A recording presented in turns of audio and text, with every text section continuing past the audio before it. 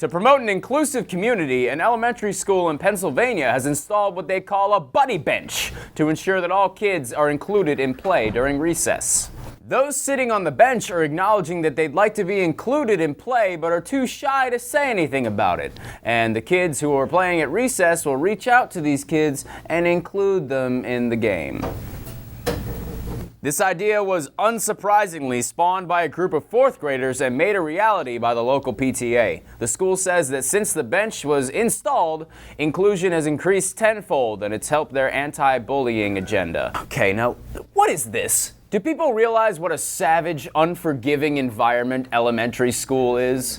When they see the kids sitting on the bench passively asking to be included, they're not going to say, hey, let's throw them into the football game. They're going to say, hey, look at that loser sitting on the buddy bench. It's a dog-eat-dog world out there, okay? If you don't go out and make your own friends, you're going to be cast to the wayside, cast out like a leper.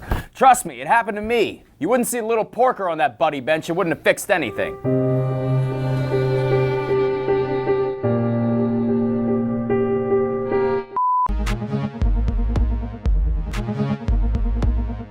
A Michigan man no longer has to endure the elements thanks to the generosity of a passing motorist. 50-year-old Tony Pereira was making his way to his overnight job at a grocery store when 20-year-old Jason Kapoor noticed him and offered him a ride. Kapoor started a GoFundMe page to help Pereira buy himself a new car. At the end of all the funding, they made enough money to buy a new Chrysler minivan. Kapoor's generous offers now help Pereira to get to his stocking job at the grocery store and to his side job as a math tutor.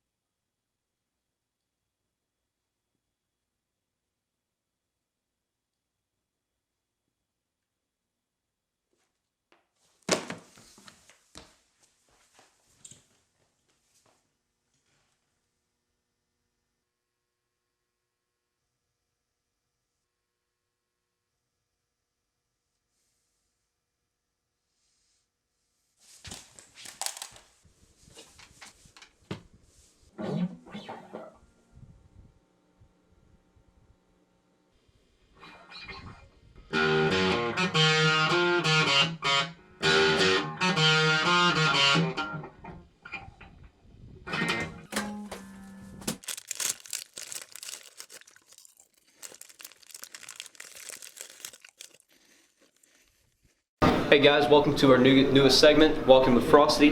Some of y'all might remember Walking with Fitz. This is pretty similar to that. So we're going to be asking a question about sports. And today's topic is going to be NFL news from this past week. Do you think that the Saints just ate too much turkey on Thanksgiving, or were they just bad in general? They're just always bad. Who is your pick for MVP right now? Andy Dalton. Andy Dalton? At this point in the season, would you rather take the Tennessee Titans or Pee Wee football team? I'd probably take the Tennessee Titans. Really? Mm-hmm. You sure? Yeah, they have a good quarterback. It's anybody else? Matt Ryan, right? So who's your favorite player right now? Brandon Browner. Brandon Browner. Yeah, you know he leads the NFL in penalties right now. Yeah, it's kind of like my goal. Like when I get up there, that's what I want to do. So Brandon Browner, you say? Yep. Who's your pick for MVP? Michael Vick. Michael Vick. Based on the Saints' performance on Sunday, do you think that Parker Layman, on his knees, get past the entire offensive line? Of the Saints? Yes. Good question, yeah. Who's your favorite team right now? Though the Broncos are a good team, we all know this, the Patriots are going to win the Super Bowl. So, do the Saints have any shot at the playoffs now? Do you think the Saints just ate too much turkey on Thanksgiving? Or are they just bad in general? Honestly, I mean, they're very bad this year because they're every game losing and making mistakes. But yes, I think they did eat too much turkey because they're just too many cramps on the field, you know? So do y'all think the Saints have any chance at the playoffs now? There needs to be cheaper prices. That's cheaper prices. So who's your favorite pick for MVP this season? I am 1,000% certain that Tom Brady will be MVP of this 2015-2016 Tom Brady. Cheer. I think the Patriots will win, but I really want the Broncos to win because I think Peyton Manning deserves that Super Bowl ring. Do you think Peyton Manning's going to be the starter for the rest of the season when he comes back? I don't believe he will. Brock Osweiler is better. He's the future of the franchise? He is the future of the franchise. All right, thank you. You're welcome. So do you think Matt Hasselbeck should be the starter for the rest of the season? No, Andrew Luck should be the starter because he's younger and needs more experience. Okay. You don't like the fighting the old dog? Well, Matt Hasselbeck is a good quarterback, but he's 40, so he doesn't have much left in him. All right, thank you.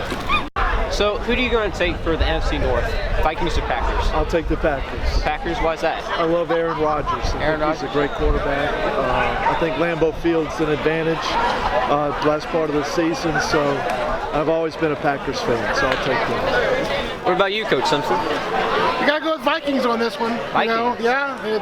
They conquered most of the Europe. The Vikings did, and I don't think Packers can. I don't think they can stand up to the Berserkers. So I gotta go with Vikings on this one. All right, sounds good. All right, thank you guys. So that's it for today's segment of Walking with Frosty. Hope to see you all next time. See you later.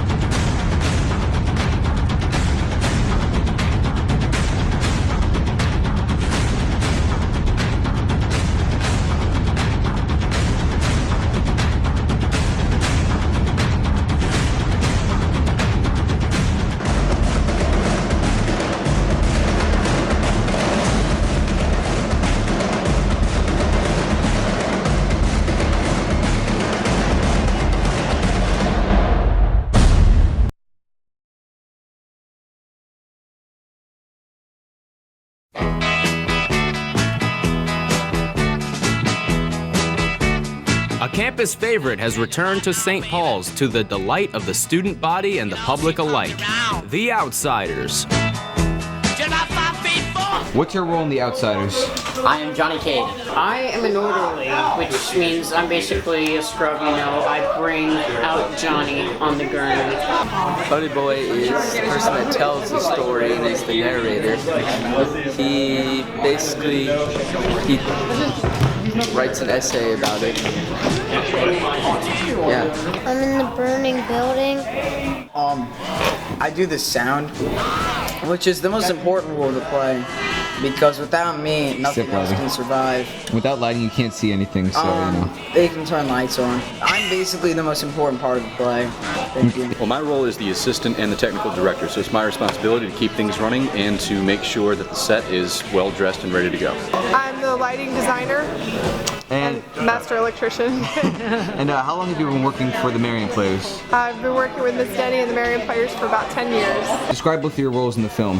Oh, how long we've been together? Well, I met her at the theater and I don't think that's what he's asking. yeah, I think it is. I think that's what he really wants to know. Anyway, we met at the theater and we hit it off immediately. And now we've been together for, what is it, like 5 minutes?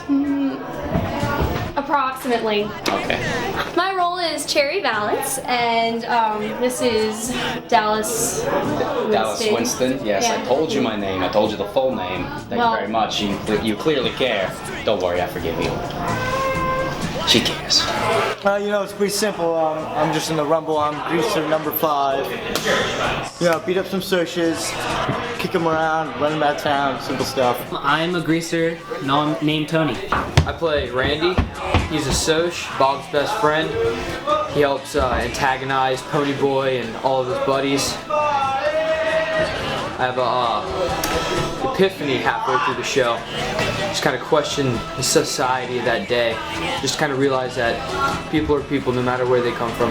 The cast featured St. Paul's students such as Anthony Bonanno, Luke Vargas, Brooks McMahon, Logan Haydell, Parker Lehman, Bradley Del Rio, Isaac Aber, Reagan Hill, and Nick Oob.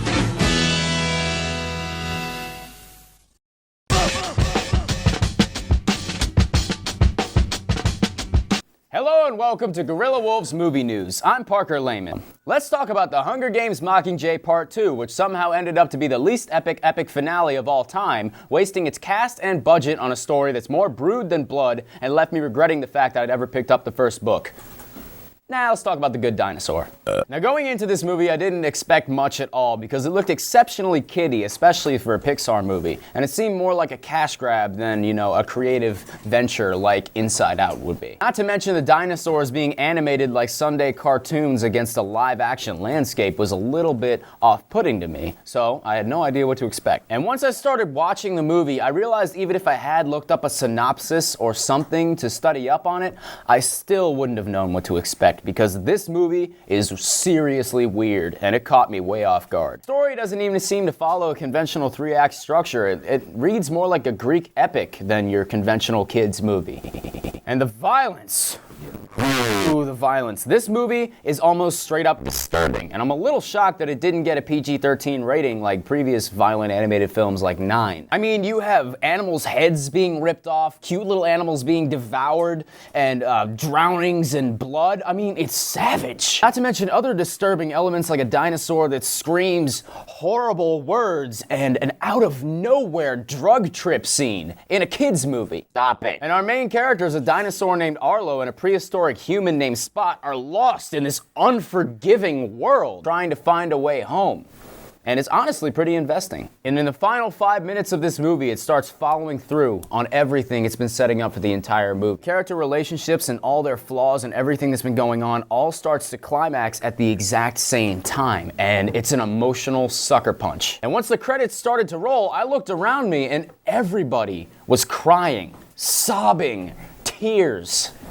It was insane. And then I realized something. I was laughing hysterically under my breath because I realized what this movie really means. This movie is Pixar flexing its muscles and showing how firmly it has the public by the seat of its pants. The characters and the setting and the plot of this movie are all accessories to what's really going on, and that's the subtle manipulation hidden beneath. Every little detail and little thing that they add, like the violence and the weirdness and the animation of the dinosaurs, is meant to catch you off guard and leave you totally emotionally unprepared for the final 5 minutes. This movie is Pixar showing us that after a ton of mediocre movies like Cars 2 and Brave and Monsters University, that they haven't lost it. They still know exactly how to play the public's heartstrings like a violin. I feel played, I feel a little embarrassed, and I feel like this is unfair, the way that this movie played my emotions and the emotions of everyone else watching it. And I have no choice but to give this a 10 out of 10 because it's honestly an emotional masterpiece. There's nothing else I can say about it except that it is a psychological experience.